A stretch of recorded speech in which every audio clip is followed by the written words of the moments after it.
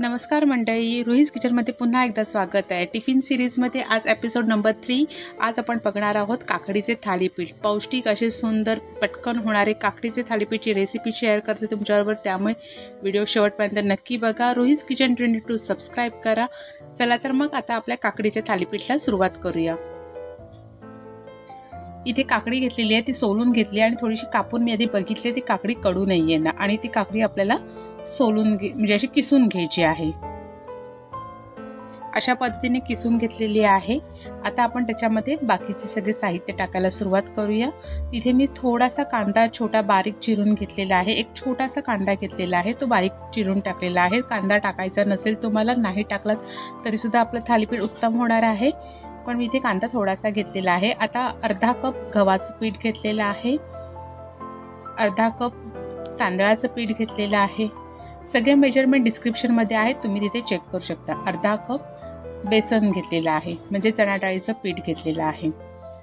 आता 1 टीस्पून लाल तिखट, 1 टीस्पून धणा पावडर, 1 टीस्पून जिरा पावडर, 1 टीस्पून 1/4 टीस्पून हळद आणि 1 टीस्पून गरम मसाला, चवीनुसार मीठ, हे सगळं आपण टाकायचे आणि भरपूर अशी बारीक कोथिंबीर चिरून टाकायची आहे।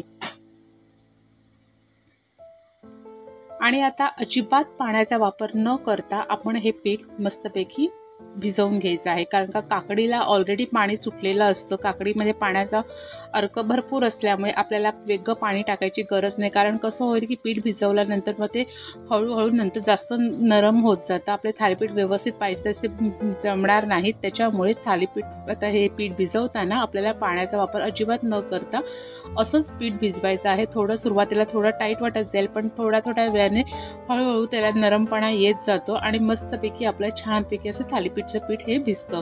खूप सोपी पद्धत आहे आणि एकदम पौष्टिक असं थालीपीठ आहे आणि मुलांना टिफिनमध्ये द्यायला खूप सुंदर अशी ही रेसिपी आहे, त्यामुळे व्हिडिओ स्किप न करता शेवटपर्यंत बघा।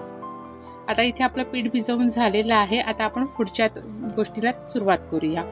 आता इथे आपण थालीपीठ थापण्यासाठी इथे मी बटर पेपरचा वापर केलेला आहे। तुमच्याकडे प्लास्टिक असेल तर प्लास्टिक वापरलं तरी चालेल, त्याच्यावर थोडंसं तेल लावून घ्यायचं। एक ओलं कापड घेतलं तरी सुद्धा चालेल, आणि आपल्याला जेवढ्या मोठ्या साईजमध्ये किंवा छोट्या साईजमध्ये थालीपीठ करायचं त्याच्यानुसार गोळा घ्यायचा आहे, आणि आपण अशा पद्धतीने ते छानपैकी असं सगळीकडनं एक समान असं थापून घ्यायचं आहे। एकदम पातळ पण नाही आणि एकदम जाड पण नाही, असं मध्यम असं छानपैकी आपल्याला ते थापून घ्यायचं आहे।